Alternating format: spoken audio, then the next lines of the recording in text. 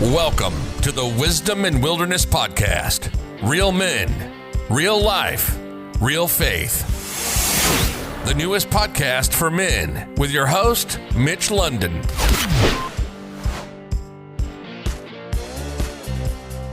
All right, another show, Wisdom and Wilderness, real men, real life, and real faith. Today I'm with my friend Ryan Lee. He's a husband, he's a father, and he's also the co-founder of this really cool company that's just exploding right now, Cash Flow Tactics. And so, Ryan, I want to thank you for joining on us. I know we had a couple times where it's like, hey, I can't do it. Hey, I can't do it. So our lives are busy, and it's fun to actually sit down and breathe for a second and just chat about what's going on and all the busy stuff. So why don't you just take a second and introduce us, who you are, what you're about, and like what's got your heart, what's got your attention right now? Yeah, Mitch, I appreciate it. And honestly, I'm so grateful and honored to be on your podcast. You know, I think before we ever met, I followed you just because of, you know, some of the things that you posted on Facebook. They really resonated with me, from the outdoors to, you know, family man to faith, all of that kind of stuff. But really finding yourself and finding your connection with God, I think that's always been something that's near and dear to my heart. So I'm excited to be on the podcast with you today to connect with your community. So yeah, man, let's jump into it. I'm sorry. What was your question there? Just what's on your heart right now? Tell us who you are, like a little bit of, you know, little bio intro. I know you're, like I said, you're a father, you're a husband, you know, what's going on in that world? Yeah, man. So I'm a father of three. I've been married now for 15 years. And, you know, we were talking off scene before we got the podcast going, just got back from really one of the most rewarding experiences I've had with my daughter or with my kids. So Funnel Hacking Live was last week, and, you know, had an opportunity to go out there. This is my fifth time that is it fifth?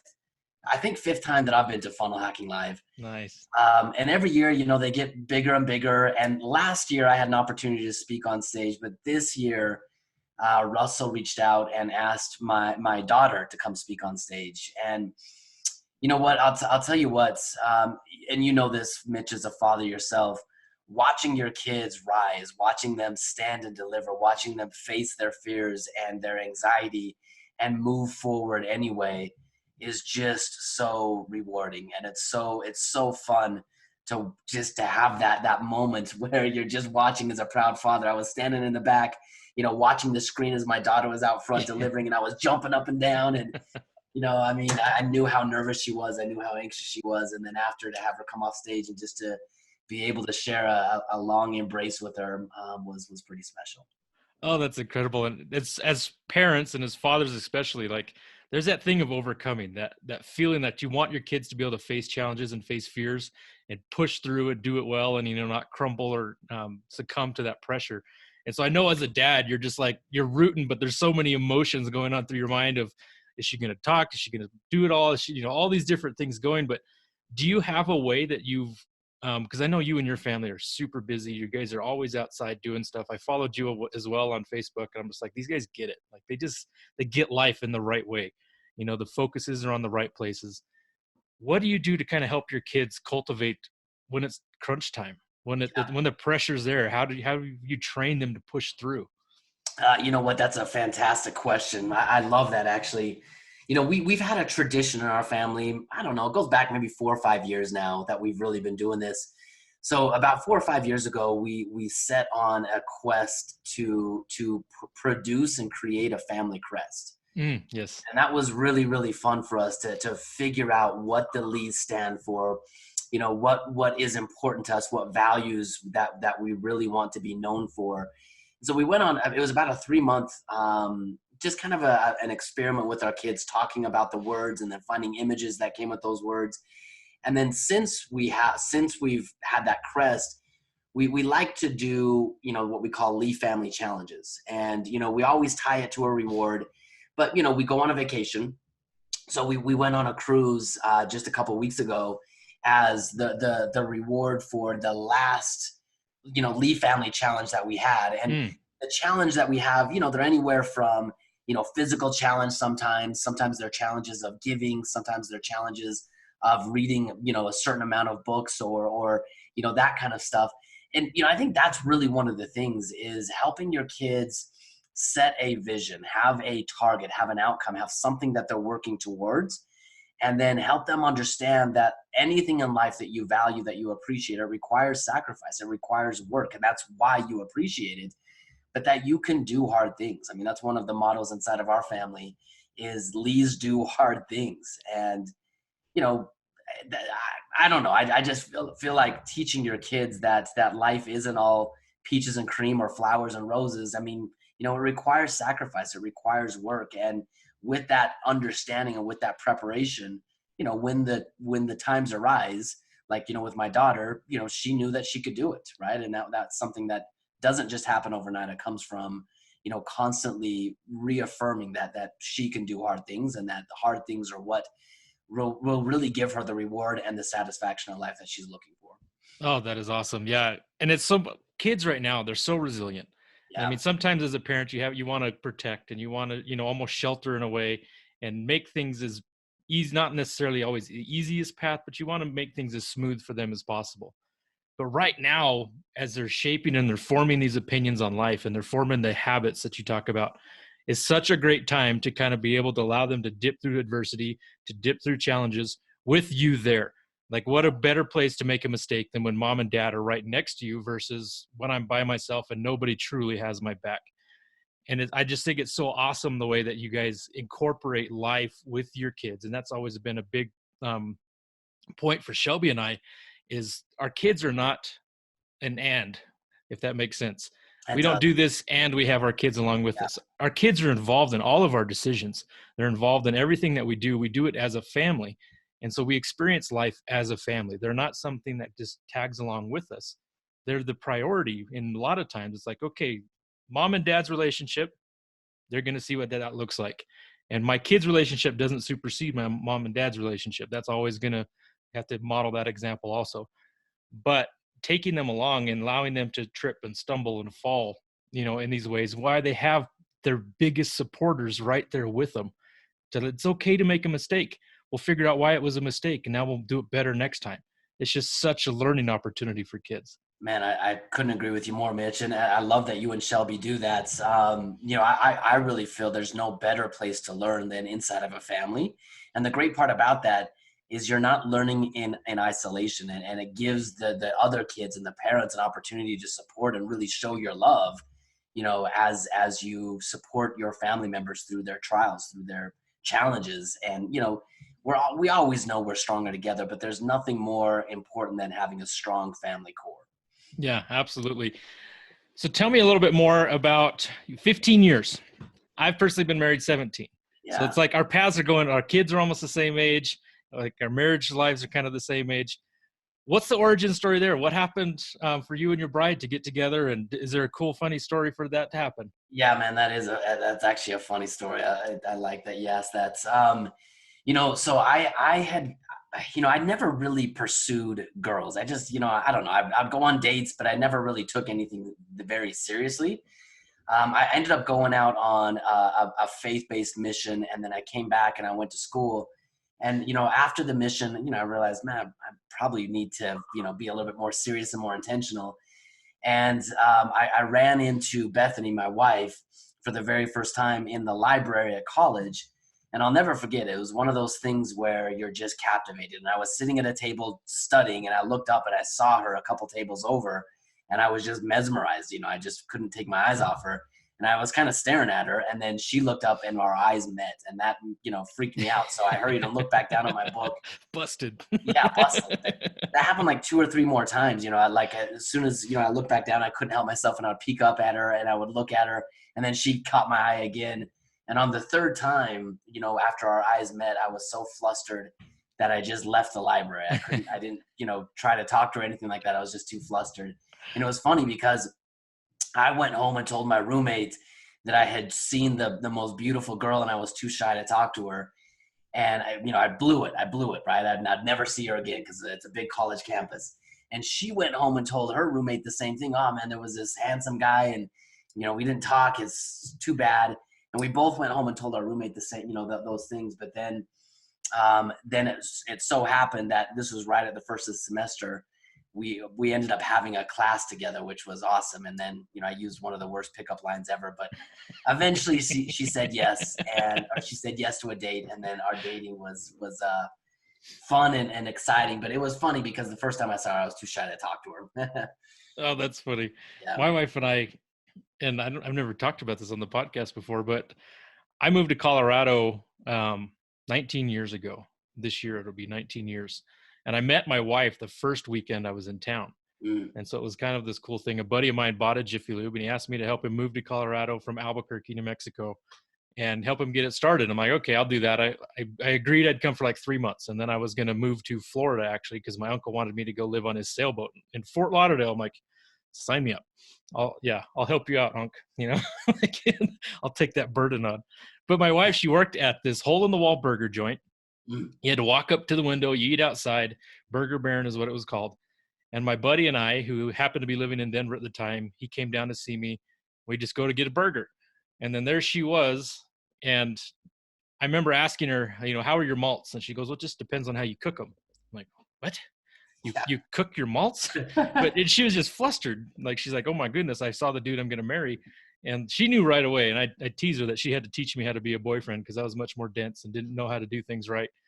But it was this funny kind of like instant moment where it was like, okay, there's something so different about this person, like instantly, and now 17 years later, it hasn't been without its struggles. There's been some times and, those kinds of things, but that's just kind of the way that it goes. Do you have, I know everybody has the typical marriage advice, it's the struggle. You have to be intentional. Is there any life lessons that you've gotten or any really cool sayings about marriage that has stuck with you all these years? You know what? I'll never forget when I first got married. When you first get married, you're so naive, and you don't know all the hard things that life is going to bring. And when we first got married, the guy who actually married us, I remember he told us to always remember the feeling that we have now and what it took to generate that feeling. And what he was talking about was staying committed to dating and staying committed to romancing and staying committed to bringing in new opportunities and new experiences inside of your relationship, and not just be satisfied with the status quo. And I remember the first couple of years of our marriage, I kind of forgot that, right? And life happened, and we were working and moving all over the place, and there was just a lot going on. And, I forgot to take that seriously. But I think over these last 10, 13, 10, 12 years, that's been one of the biggest pieces of value and advice that I have really for myself is continue to date your wife. And don't, a date can be as simple as going to a movie, but sometimes it needs to be well thought out and well planned. And, just like you did back in college or when you were dating in the beginning, think about what would be meaningful. Her that you love her and that you care about her and that you are excited to share your time and your experiences with her. And I think that's one of the biggest things for us. I mean, that's just turned into a non-negotiable that we always find a way to continue to date. And life is busy and you have to schedule and you have to be intentional. Otherwise life will, it'll just pass you by. And before you know it, it's easier just to lay in bed and be tired and watch Netflix. Right. But that's really what's been, I think what's been powerful for us is just continuing to date. And then on those dates, be intentional, whether you're, I remember last year we went on this restaurant tour and we went to all these new restaurants and I printed off a list of 50 questions and it was so fun. I mean, for 3 months, we would go on these dates and we would just work our way through these questions. And sometimes we would spend the whole night, the whole evening just talking about one question. And it's just rediscovering and constantly discovering who you're married to, what they want, what they like, what drives them, what excites them, what their dreams are, what their fears are. And I think it's easy to lose track of that if you're not careful. Yeah. I mean, you bring up such a good point because the Mitch 17 years ago was such a totally different person than the Mitch now. I'm about to turn 41. So this month is my birthday month. I tease my kids, you got to celebrate me all month long. I have a birthday month, not a birthday. There you go. And but the differences between who I was then, who she knew me as then, is different than who I am now. And as you go through marriage, as you go through switching jobs, moving, having children, dealing with in-laws, dealing with family members, everybody has opinions on what you want to do and how you should live and how you should be doing things. But if you don't continue to learn and rediscover who your spouse is, then you drift apart and you get to the point where 15 years down the road, you're two totally different people and you forgot why you love each other. Totally. I can't agree with that more, Mitch. I really think, setting goals together and just making your relationship, your marriage, and really the dating of your spouse one of the top priorities that you have. That's how you keep not only love alive, but you keep it growing. And as you change, as family changes, as circumstances change, the undercurrent of love, the undercurrent of that relationship can be such a tremendous source of strength if you work on it. Yeah. My next question I was going to ask you is how you guys, because you have your family crest, you have the lead challenges with as a family, but it takes a different dynamic between husband and wife, and making sure that the leaders of this ship are steering in the same direction, whether one's on the helm and one's got the navigation map. If you're both, how do you guys work together intentionally to figure out how do we stay growing at the same time? Because that's another area where I've seen, and I've had men come to me of one person in the relationship is growing and the other one is not. And it causes these major friction and these major things. And it's like, you just want to smack people on top of the head sometimes and be like, wake up, you're about to lose like the most important thing in your life here.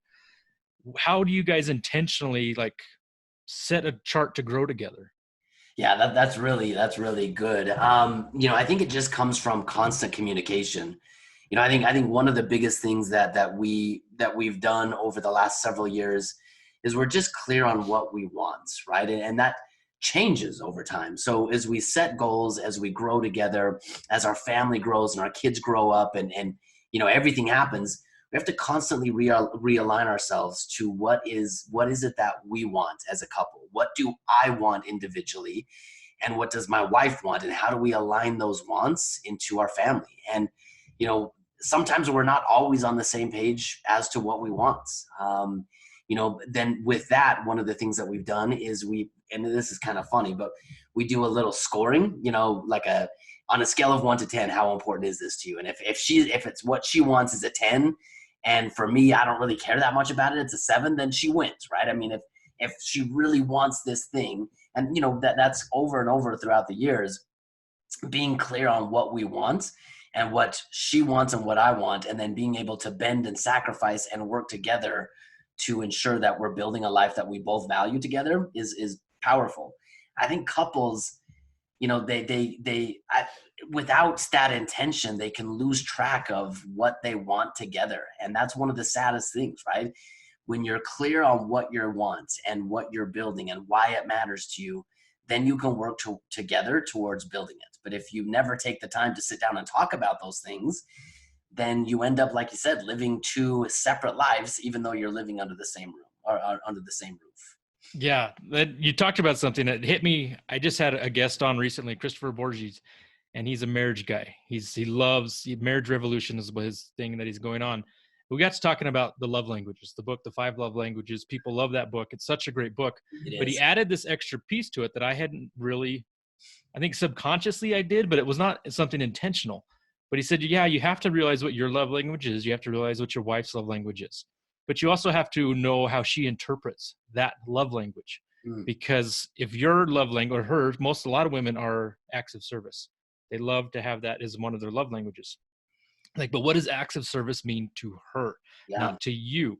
Yeah. Because I interpret that one way, she interprets that one thing. So when you talk about that scale, how important of this is to you, 1 to 10, that's interpreting what those desires are to her, not just saying, okay, she thinks this is important and I'm going to interpret how important this is in my own mind. And that can cause a lot of issues also if you don't have that clear communication and really understanding their vision of what it is that they're talking about.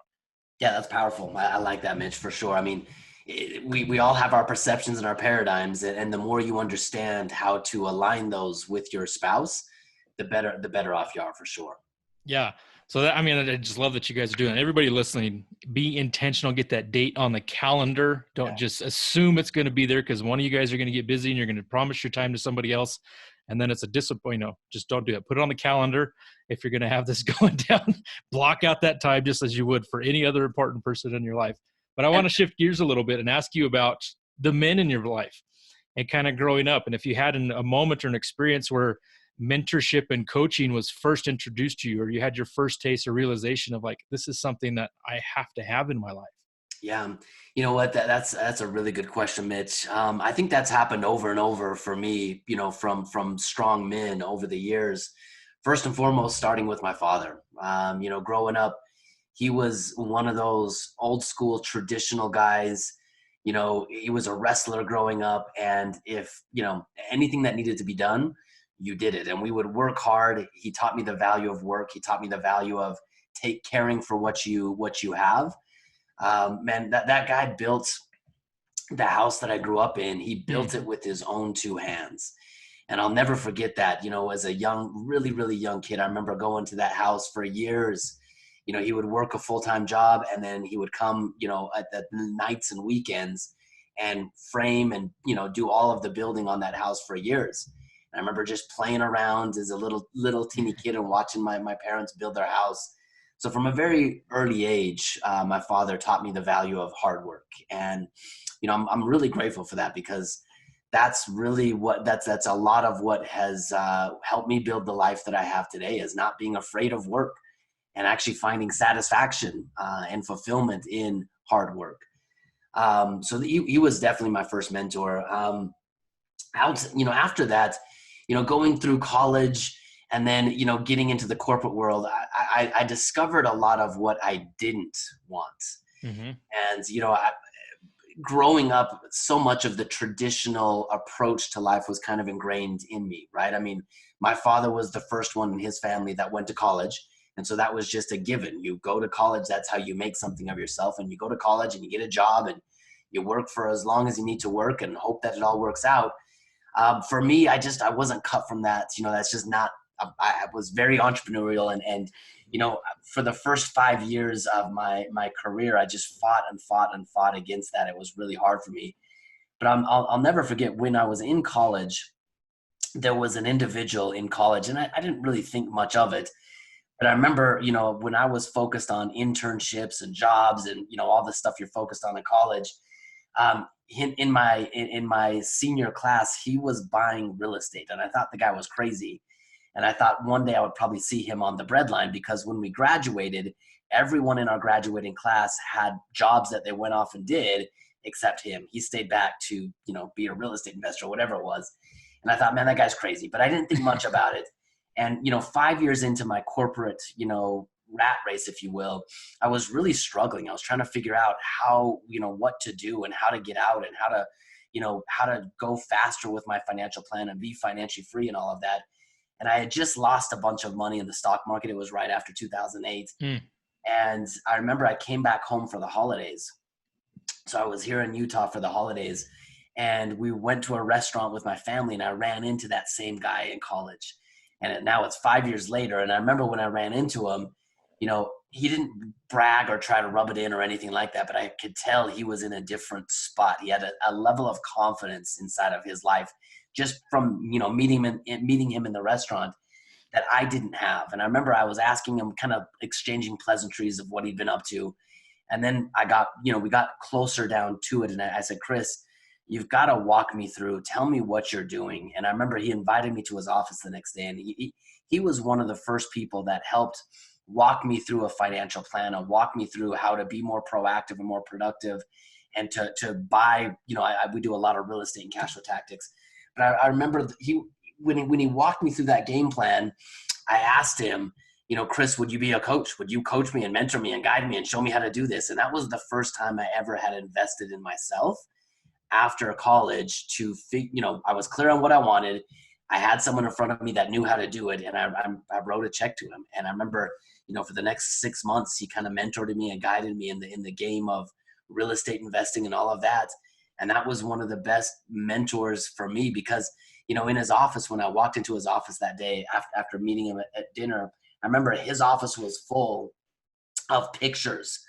And I was used to offices in the corporate world of degrees and certificates and all that kind of stuff. But his office was full of adventures and time with his family and the places he had been to. And I remember just thinking, man, this is what I want. And so he was really one of the first guides and mentors and coaches that I hired. And he ended up being, still is a good friend of mine, but really helped me see that I could make more out of my life than just following the status quo. You said so many good things there. I'm trying to figure out where to start. One of the key things you said is I knew what I wanted, and I knew I saw somebody who had what I wanted. And that's a crucial point, I think, for most men of where they get stuck. But I got to ask, at that point of what you wanted, how has that shifted now into what you have? Because I think a lot of people wait till they figure out they're forever to try and get a coach or a guide on that trail. Yeah. Sometimes it's seasonal coaches. Sometimes it's seasonal mentors. Totally. So when you sat down with Chris and that moment where you're like, this is what I want, this is what I'm going for, is that the exact same as what you have now? Or has it shifted from that point into this season? Constantly shifting, right? Yes. I think life is a game of expansion. Life is a game of just development, growth, and expansion. As you hit one plane, you've become a different person, and you realize that what you wanted has now expanded, or what you're capable of, or what you want, the impact that you want to make on the world around you. And I think there's, like you mentioned, Mitch, I think that there's guides, there's coaches, there's mentors, there's people in all walks of life.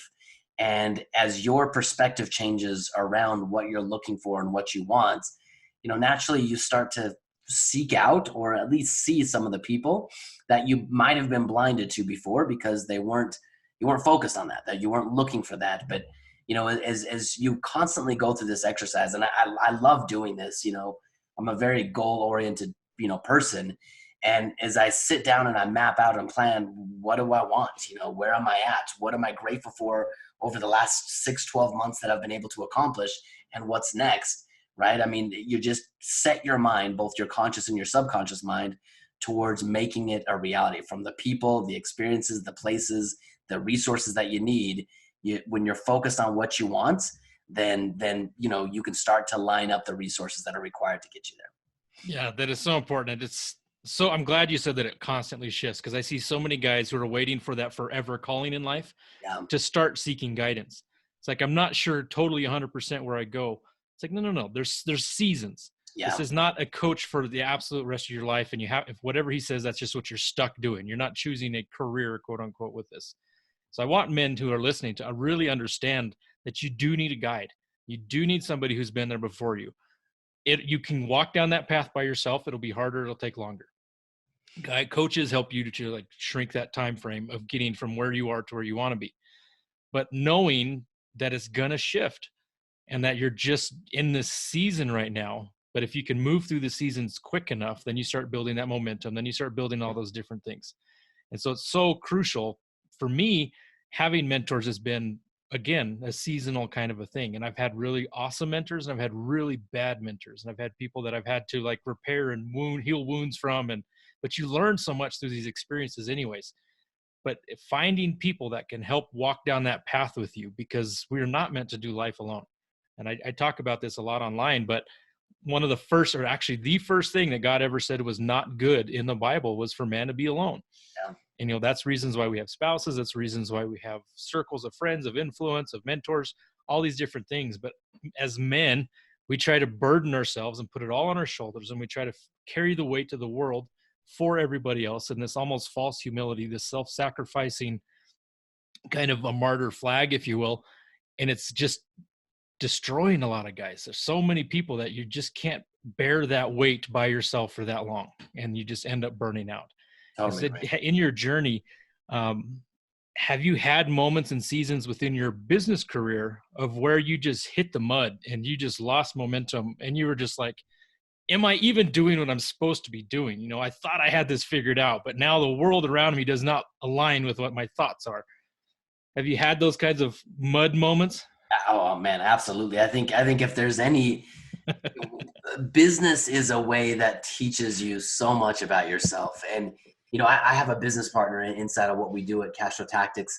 And sometimes I look at people who run things by themselves, and I wonder how they do it, because, having someone that I can bounce my ideas off of, having someone that can spot check me, having someone that is strong when I am weak, has been such a tremendous value over the years. And it's always been interesting. We've talked about this all the time in our business.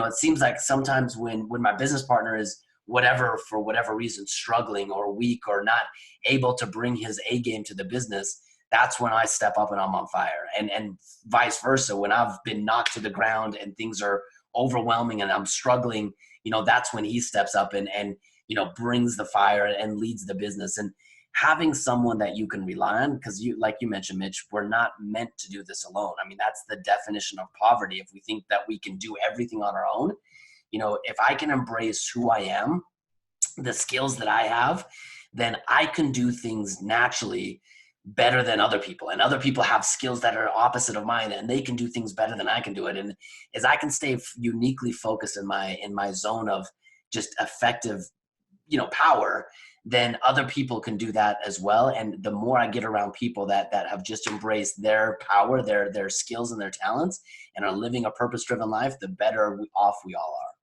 Yeah. And that it's funny that you mentioned that book, because I talk about that all the time, The Purpose-Driven Life, Rick Warren. So what I do is I help coach men in finding that purpose, that identity, and like making sure that the foundation is right. Because I don't care what level of success you're at. A lot of people, and one of the first things that gets neglected is your faith life. Mm-hmm. And I mean, we focus on relationships, we focus on spouses, we focus on children, we focus on careers, we go to church, we go through the motions, but is the same intensity and the same focus on the faith of your life as well. And so it's so crucial to help men really understand that foundational piece, and that they're building their identity and their purpose on that kind of a thing. But I want to ask you a little bit about cash flow tactics. Mm. I haven't even heard your origin story of how that came into be, how the idea, how two guys can found a company like this. Because for those of you who don't know or may not be familiar, look it up, cash flow tactics. You guys are exploding. You're getting so many people, so many wins, and so many people, it feels like from the outside, are just lining up to like, take my money and show me what to do with it. Show me how to do this. I love the King's Cash. I was at FHL last year. I got to see Bradley at the Offermind with Stephen Larson. And it was just this amazing. I was like, man, these guys, they just get it. And they get it in not such a bottled, boxed up way that everybody else is like trying to force you to walk into this, like, I don't know. I just picture this giant building with a bunch of people in suits just standing outside, just waiting in line with no personality and nothing going on. Just like horrible. But you guys have got something rocket, and you've got something that's really moving and really making a difference. So I kind of go back to the genesis of that. How did this come to be? Was it your idea? Was it a passion? Was it an accidental kind of a thing? Like, hey, we just realized we're really awesome at something and we started a business. Oops. Or, how was that story? Yeah, that's a great question. And honestly, I tell people that cash flow tactics was selfishly started for me. I went on, I did everything traditional, right? I went to school, I got a job, I put all my money in a 401k, and I kept telling myself that one day I would have enough money to buy my time back. And, just as you mentioned, I'll never forget when I graduated college and I got my first paycheck. I had some side hustles and some entrepreneurial things I did in college to kind of pay my way through college.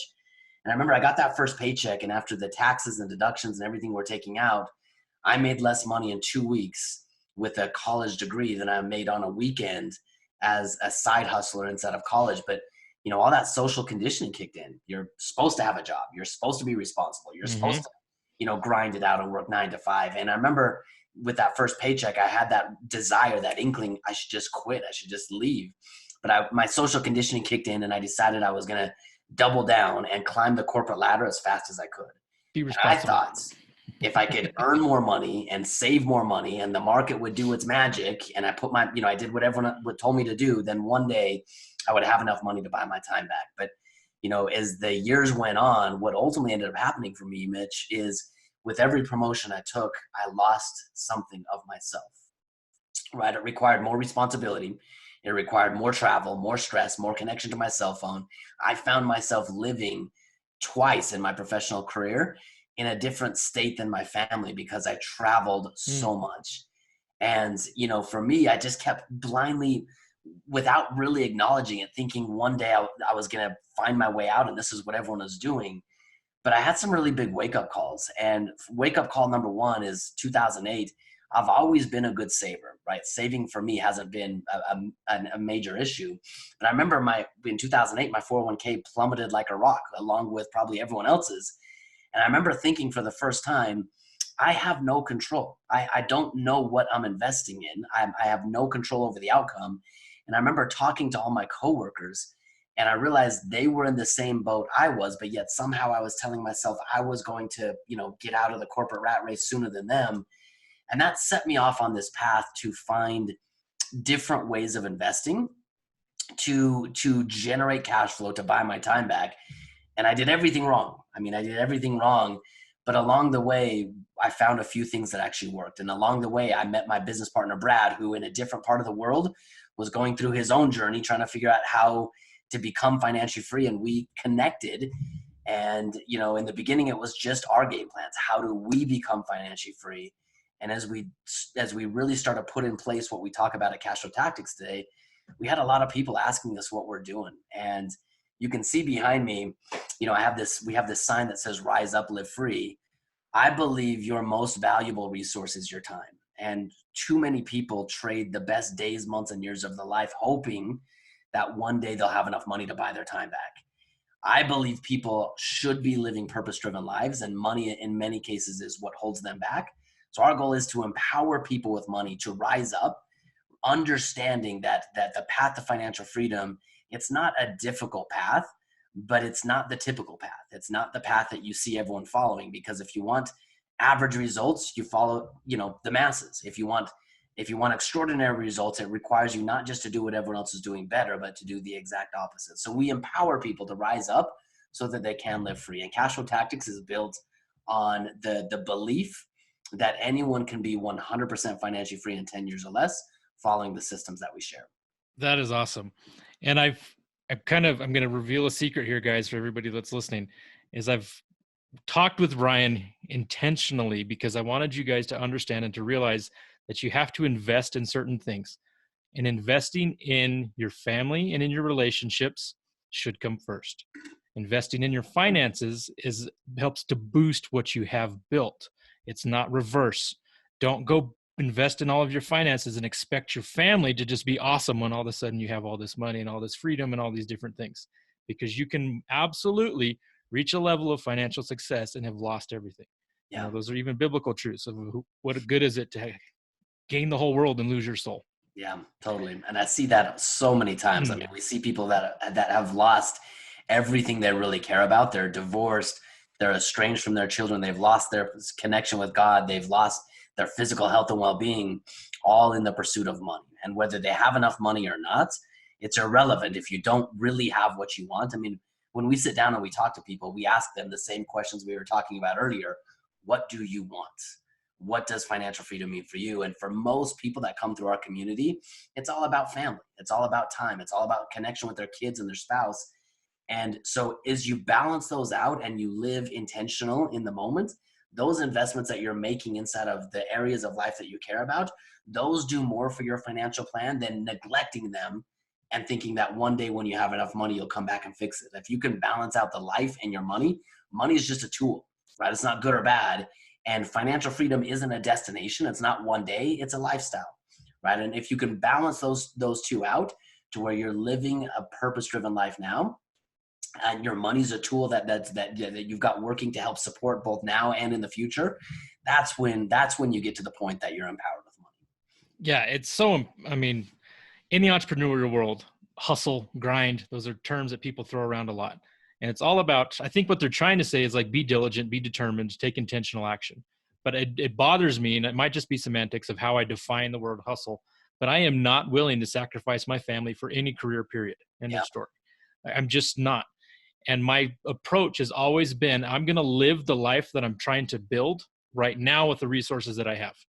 So I'm not going to try and pretend I'm over living my life and overspend, but I'm going to live it how I'm trying to live it, just at a different level of it, if that makes sense. So as we're growing, the level of our life is increasing also, but we're doing it together. It's not me, I'm going to get there and I'll throw down the rope and I'll pull up my family once I arrive, because you're going to look down and your family's not going to be there. You're going to throw your rope to nobody because they're not willing to wait or watch you sacrifice them for this other thing. And so I think it's so important. I love how you've kind of walked through this, of the intentionality with your family, the intentionality with your kids, the intentionality with your wife, and even your faith, of making sure that those things are in order so that the money, that the business success, these other things amplify what's built, and it doesn't fix and heal what's broken. And I think that's a huge, huge thing, is money's not going to heal a broken relationship. Yeah. It'll amplify it. If you have a wonderful relationship, it's going to go to that next level because it's going to buy that time. It's going to buy that freedom. And I know for you and for a lot of us, when you start to get different levels of financial success, it's not more about you anymore. You're like, I want to give, I want to sow, I want to do things for these other people. Like, if you've built it in balance, as you're talking about, you're not looking for more stuff. Like, I've got more time now, I have more resources and more tools available to help more people. So what kind of projects and things, because I know you guys do this, and this isn't something that I asked you previously, but how do you sow? How do you give back? How do you help spread all of this with other people and help pour into other people and speak life into other people? Yeah, man, that's a great question. I think there's a couple of ways that my wife and I are really intentional about giving back. One of the things, number one, is investing in our children and investing in other young kids in this area. I mean, without going into all the details of school and whether schools, I feel like school, it kind of puts people in a box, and it helps generate cogs in a machine. And most people lose their identity in the school system. And so a couple of years back, my oldest son, he really struggled in public school. That's just not his way of learning. And, I've always wanted my kids to have the drive and the desire to be entrepreneurial. That doesn't mean they have to be a business owner or anything like that, but I want them to understand that dollars follow value, and that they are the creator of their future. And they don't need to be told, hey, you should go have a job because that's what everyone does and you should follow the path. So a couple of years ago, my wife and I, in the community that we live in, we helped co-found and start an entrepreneurship academy. And it's been so fun. It's been so fun. I mean, it was just a very small group of kids when it first got going. But now, I mean, there's about 200 kids in the academy. It's Montessori type school, high parental involvement. Lots of times we're there in the school teaching, lecturing, helping, supporting, volunteering, all of that. And to be actively involved in your kids' education. Man, I tell you what, I think that's something that we've lost. I mean, back in the day, kids would grow up next to their parents, right? And they would go out and work the land next to their parents. But now we send our kids off to boxes and schools, and we want the world to teach our kids how to be. And then, then we get frustrated with who they are, because the world's not going to teach the values and the things that you want your kids to learn. If you want them to learn it, that's your role and responsibility and opportunity as a parent to do that. So that's been a tremendous undertaking, and just something that we find a lot of fulfillment in. Is this entrepreneurship academy that's been started here in Utah about 4 years ago now, and watching our kids grow and develop there. That's been fun for us. Oh, that is awesome. Yeah, we homeschool our kids. We always have. We just never believed in the typical, well, at least the way the school systems have shifted with so much with standardized testing. And like you said something, and this word popped into my mind. It's like sterilization. Yes. So like we send our kids to this sterilized environment. And what does sterilization do? It prohibits growth. Like it absolutely stops growth to the core. That's like what it does, is to kill growth. And so when you have a sterilized environment for your children, what is growing in them? They're just now being like, open up the lid and they'll put you what you need, and close the lid and now take off. And if you're in the school system, I have a sister-in-law who's a teacher. I have brothers and sister-in-laws who are into education and have exceeded and done very well. I'm not knocking that. It's not, everybody's path is different. For us and our journey, what we wanted our kids to understand is more along that entrepreneurial lines. And it's hilarious because we have a big basement in our house, and it's an unfinished basement right now. So the kids, they go down and they've all made their own stores out of cardboard boxes and construction paper. And so I was curious to see what kind of stores they would start. And the three older kids, one made a restaurant, one made like a Walmart that got in everything, one made like a sporting goods store. And my youngest son, he started an ice cream shop. Nice. And they all made money. They made their fake money, and they buy products from each other, and they see, they make profits and, all the different stuff. But it was hilarious because the three older thought they were like keying in. I got things, high ticket items. I've got these other different stuff, but everybody wants ice cream. So my youngest son is the one that ends up winning every single time that they go down, because no matter what anybody buys, they all come back for ice cream. That's They awesome. all come back for that one little vice, that one little thing. And he's like, he just rolls it in. It's just hilarious to watch it happen, but it triggers in their brains. They start to wonder. They're like, okay, I can't just offer everything. I need to offer what people want. And I can't just, be this one stop, all these. And so you see these learning processes going as they're just playing and having fun with each other. Now, when their friends come over, they come down and they all go through their shops, and now their friends are building shops with them, and they're teaching them entrepreneurial skills, at 5 and at 9 and at 11 and at 13 years old. And it warms my heart to watch them like go through this and like experience it. But just as you see, when your kids have those aha moments, like it's like, yes, like they're learning in a very creative and a very specific way to their own minds and their own beings. And it's just awesome.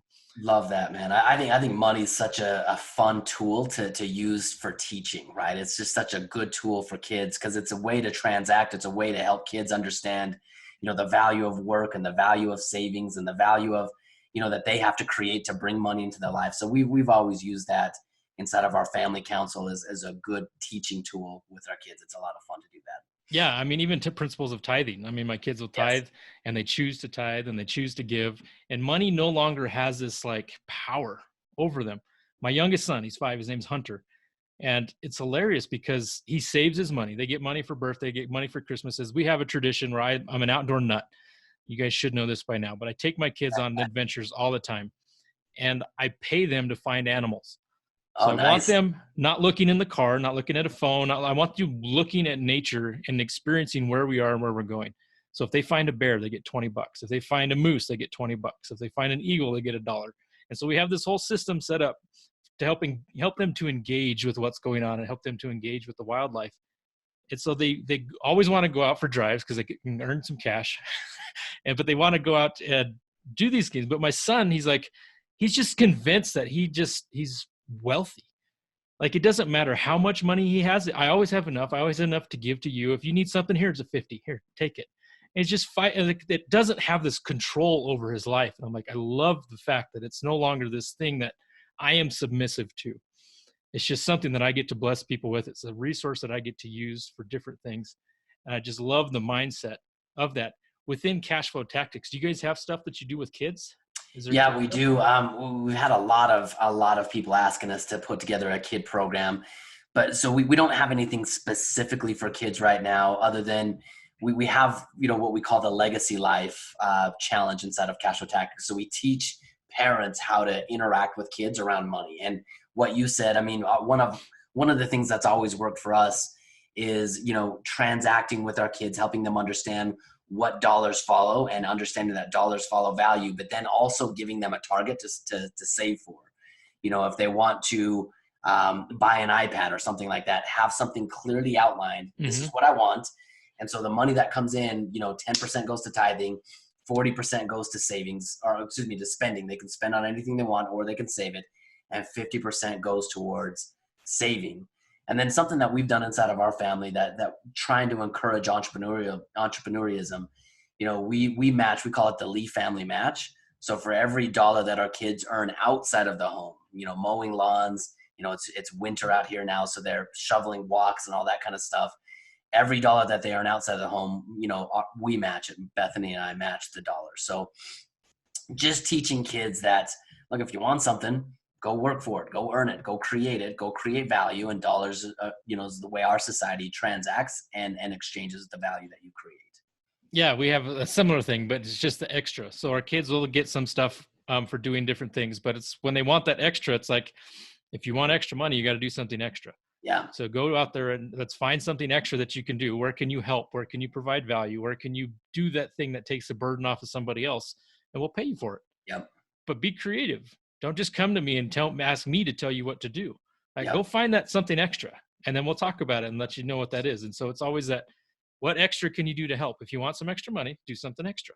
Yep. And totally. It's just kind of it's a fun thing to watch them figure these things out and watch them how they kind of dive into that and stuff. And so that is just awesome. We're almost running up against time and stuff here, but I want to ask you, and I gave you the benefit, and you're the first person that I've actually warned about this question. Everybody else, I just drop it on them, and you see their face. They're like, testimonies. So everybody, I want you guys to be encouraged, because living testimonies, experiencing God in real ways in your life and not just reading about God. I think the church today in general, just Christianity in general, has gotten so academic, where we are taking theology classes about Jesus and taking theology classes about our faith and not necessarily experiencing him in a real personal way. So I want to ask you about testimonies. If you have some amazing ways that God is just moving in your life, that you're seeing things just happening, that's like kind of blowing you and Bethany's mind of just how you guys are being blessed, how he's working. Yeah, love that question, Mitch. For us, probably a lot like you, we've always found God out, just being active. And I think sometimes you can miss the point if you go to church. That you kind of check the box that I went to church, right? And you kind of miss the whole point of intentional living. And yes, when you go to church, if you go there with intention, if you go there with a question, if you go, seeking an answer, you can find God in church. I'm not disputing that, but you have to be intentional about it. One of the things that my wife and I have always loved doing is, finding God in the mountains and finding God outside and finding God, by being active. I'll tell you what, some of the best experiences that we've had and the best discussions and where our family crest was created and all the things that really shape, I think, who we are as a family is being outdoors, being outside and having those connection with your kids and those connection with even neighbors. We invite neighbors with us all the time to go up on these hikes, and we go out and we just talk about God, and we talk about the purpose of life, and we talk about why we're here, and we talk about, what we're struggling with, what is working in our life, what's not, whatever the conversation is. I just feel like you find God in movement, you find God in activity, you find God in the outdoors. It's just that's something that's really been powerful for our family over the years. And I remember there's something I want to go back and do, but I think every revelation that you can find in the Bible was given when, a prophet or when someone was being active and primarily, pursuing God in the outdoors, whether they're up on a mountain or they're in the desert, whatever it is, but they're pursuing God in the act of not just sitting idle and sitting still, but they're moving, they're active, they're submitting, they're exercising, they're just outdoors and they're being active, and that's how I find God. That's was kind of how Just Add Wilderness was formed. It was a lot based on, well, I don't know if I've ever shared with you. Have you heard the origin of the story of how this all happened and came to be? No, I have not. All right. So everybody's going to get this because I haven't even said it out on the podcast yet either. So when Just Add Wilderness happened, I have a marketing company, was doing very well with it. No problems. Anywhere I had my laptop or I could get my cell phone or Wi-Fi connection, I could work. So my family and I were traveling. We're taking 3-week road trips up through the Pacific Northwest. We're just living life. But it was feeling empty. It was like, okay, I'm helping people, but this isn't like, there's that spot inside of every man that is just this hole until you figure out what God wants you to fill that with. Yeah. And so I was searching for that, and I started leaning in and praying, and I'm asking the Holy Spirit, like, what's going on? What's happening here? And it was just impressed upon me to start another business. And I was like, okay, this one's not quite fulfilling me. Why do I need to start another one? But I start leaning into that and praying into that. And I had 2 businesses that were kind of on the shelf, a couple ideas. And I'm sure like you just get tons of ideas, and some of them you have to know seasons and timing. And so you set things on the shelf and you forget about it for a while until it comes up again. So I started praying about it, and it was the Just Add Wilderness was one of them. Originally, it was going to be a subscription box for outdoor enthusiasts. Because again, the way our minds work is I got a box and it had me a bunch of gear that I wasn't going to use. I'm like, I could do this so much better. Like I just throw all this crap in my closet. I'm not going to use the stuff that they're sending me. I can send people stuff that I know they're going to use. And so I started down this process of a subscription box. And it's like, but how do I make that have like a kingdom purpose? How do I have that like a glory to God in some way? Do we write scripture verses on the lid? Do we include little motivational cards? I'm like, no, they're just going to toss it. So I kept leaning into it. And I went for a drive, and I call them prayer drives. I hop in my car, and I can hear from God so clearly and get revelations when I'm behind the wheel. My mind is busy enough on the road and driving that it empties out the worries, but then I can just pray and I can be present and I can hear stuff and get revelations in that way. So I go out for a drive, and God shows me this vision, and it was of Goliath standing on a hill, being everything that you'd imagine Goliath being. Belligerent, intimidating, he's just doing his thing. But it wasn't of David and Goliath. It was of all of the men, the army of Israel, standing behind David. And they were paralyzed with fear. They couldn't function. And God told me because they had forgotten who they were. They had lost their identity. Men, he was telling me today, are paralyzed. They're living in this paralyzed state because they forgot who they were. They forgot who I said they were. And now they can't move. They can't function. And so Goliath, everybody knows the story. He's up there for 40 days intimidating everybody. And this whole army can't move because they forgot they're the Lord's army. I'm like, okay, that's awesome. Like, how do I do this? Like, how do I help men? And so my calling was to help men get out of this paralyzed state, help them find their identity in Christ again. And I was watching this movie, and I'm going to plug, his name's Jeff Voth, and he's got this movie. He's got a ministry. It's called Cave Time Ministries. But he had this tradition here in Colorado, this is where he used to live, where he would take his sons, and an invite only about some of the men in his church would go on these backpacking trips here in the mountains of Colorado. And he released this movie, and it just was like so much perfect timing. My wife and I were talking about it. It's like sharing with her, I got this vision of what God wants me to do. I don't know exactly how this is going to work, but it's just at wilderness. So it's going to be outside somehow, because that's where I hear from God. And we just sit down in the living room. We flip on Amazon Prime, and it just shows up, this movie I've never heard of before, Mountains and Manhood. If you haven't watched it, it's about an hour-long kind of documentary movie. Highly recommend it, Mountains and Manhood. And it's just a story of Jeff and how his experience, like you said, being outside, getting revelation, experiencing God in the outdoors, and how he's made this a tradition to pass along with his sons and then other young men, almost kind of like this becoming of age type of thing, but it's always the older guys. Coming transition time, high school to college, these young years in your life. And it was such an impactful thing. My wife looked over at me and instantly like, this is it. This is how you impact men. You take them on backpacking trips into the mountains and you teach them about their identity in Christ. And it was like this explosion inside of me of like, I could not be more aligned. That's awesome. We serve an incredible God who would give me the desires of my heart. I love being outside. I love backpacking. I love getting into the mountains. And now I have this purpose and this mission of helping men get out of that mud and get out of that sludge. And it's been incredible because, like I said, no matter how successful you are, carelessness, I'm reading this book right now that's like blowing my mind. He was talking about no matter what level in life that you're at, you can fall from. No matter how righteous you are, no matter how good you think you're doing, if you're careless, you can fall from the ledge of that mountain. And it's better to be slain in battle than to fall off a mountain because you weren't watching where you were walking. Like, it's so many things where guys can get careless. They can get comfortable in their life, and they need that reminder, that different thing of, yeah, I might be doing really well, but I still need somebody to help make sure I'm in check, because part of being deceived is you don't know. That's kind of a key element of like, I may not just see things. I may think things are great, but I might be slowly backing to that edge of that cliff without realizing it. And I have feeling like life is wonderful, and then you fall. Yeah. And so it's crucial to have these things where you can check yourself. And so we invite guys to come with us on these backpacking trips, and we take them out there and we get in the wilderness to experience God. And it's designed in a very, very specific way to make you hit the hard reset button. Here, I don't care how good a shape you're in. You start hiking at 10,000 feet with a 40, 50 pound back on your pack, or on your back. Like, all you're worried about is breathing and putting one foot in front of the other. And you empty your mind of all of that mental pollution. It just drains. You're not thinking about the crap of life anymore, the stresses or the different things. And by the time you get to base camp, which is about 3 miles in, you take off that pack, you're taking off the weight of the world, and you're taking off your physical pack. And you just start fresh. It's like, okay, I can now start in a different place. I can rebuild my foundation if it needs some fixing, if it needs to just be in place. We've had guys come that had no foundation at all. It's like, okay, we're laying these bricks now. Some guys, it's a healing. Some guys, it's a reminding of like, hey, I need to move to that next level. And so it's just an incredible time. And I love how you said it, but just experiencing God outdoors is like, just for me, it's always been where I go. And when you look back, you can see patterns. It's like, yeah, as a teenager, as a kid, as soon as I could ride my bike away from my neighborhood, I was heading to the mountains. I grew up in Albuquerque, and we got the foothills. It's on the east side of town. It's like, I'm riding to the mountains. I'm getting away. I'm getting up into there. And it's like, now I see why I did that so much. And it's just an incredible place to get out.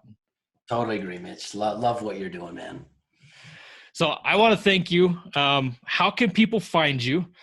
Drop some links, drop some social media handles. How can people learn more about the cash flow tactics? I know you guys just launched an incredible challenge that you've been like just crushing it with.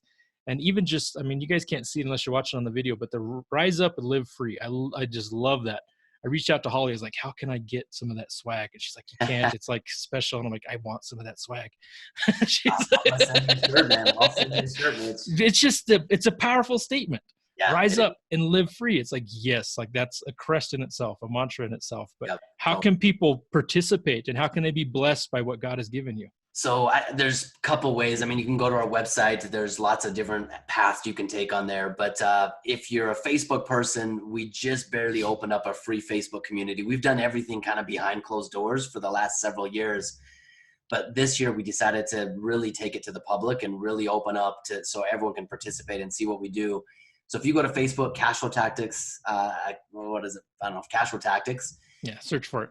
Yeah, search for it. I mean, there's a 5-day challenge, and that 5-day challenge, it's a 5-day financial freedom challenge, and it'll give you a 1-page financial plan to where you know what doesn't work, you know what does work, and you know the path that you need to take. I think that's the best way.